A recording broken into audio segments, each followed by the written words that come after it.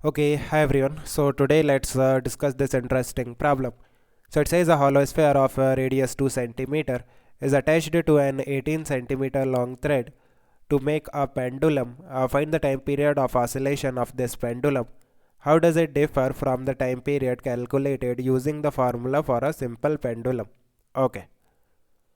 So इस तरह से हमारे पास ये थ्रेड है, लेंथ इज़ 18 सेंटीमीटर एंड यहाँ पे एक hollow sphere है.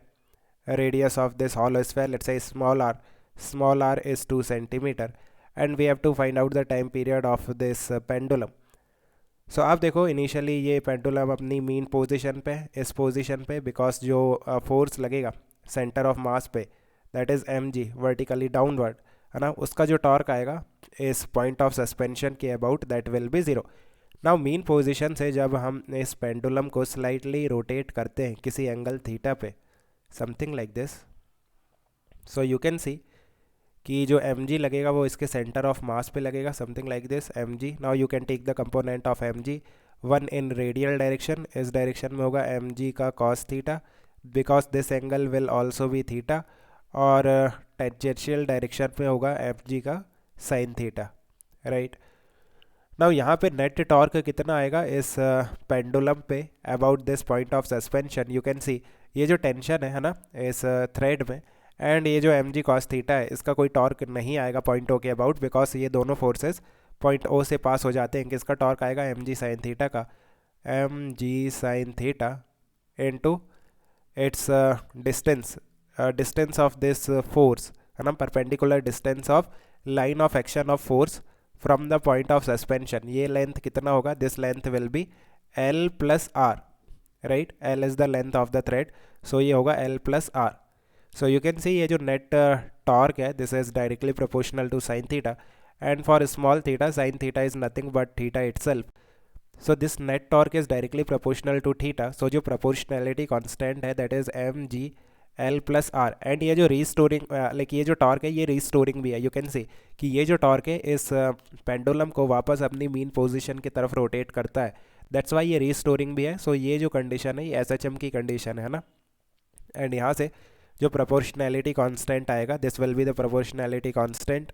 Now time period will be simply 2 pi under root of I moment of inertia of this pendulum about point O point of suspension divided by K है ना. आई by के होता है, सो के का वैल्यू हमें पता है. आई नॉट कितना होगा, आई नॉट विल बी, ये एक हॉलो स्फीयर है, सो पहले हम इसके सेंटर ऑफ मास के अबाउट निकालेंगे that will be 2/3 of M into R square plus by using parallel axes theorem what is the distance perpendicular distance between point O and this center of mass of this hollow sphere, that is L plus R. So यहाँ पे आएगा by using parallel axis theorem moment of inertia about point O will be moment of inertia about center of mass plus total mass into perpendicular distance square, that is L plus R square. So ये जो value है उठा के हम put कर देते हैं. So time period is nothing but 2 pi under root of I naught, that is 2/3 M R square plus M into L plus R square and divided by K. K का value कितना है, M G L plus R, M G L plus R. Now you know everything, R कितना होगा 2 centimetre है ना, so 0.02 metre. Length will be 0.18 metre that is 18 centimetre and mass की ज़रूरत नहीं पड़ेगी, वो कैंसिल हो जाएगा. जी का value you can take it to be 9.81 metre per second square.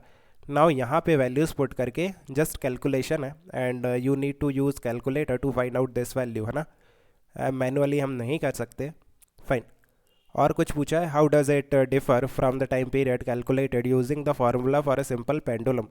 अगर हम इसे एक सिंपल पेंडुलम एज्यूम करते हैं, राइट, देन इस तरह से यहाँ पे जो बॉब होगा वो एक पॉइंट मास होगा इसके सेंटर ऑफ मास पे.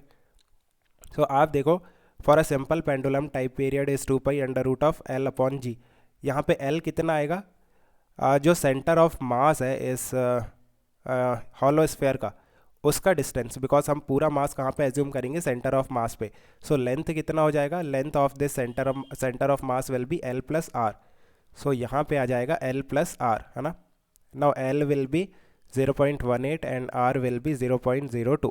नाउ यहाँ पे आप टाइम पीरियड कैलकुलेट कर सकते हो एंड कंपेयर कर सकते हो कि ये जो टाइम पीरियड है और ये सिंपल पेंडुलम से जो टाइम पीरियड आएगा इसमें कितना परसेंटेज का डिफरेंस है. सो जस्ट कैलकुलेशन है. I think you can do it your self.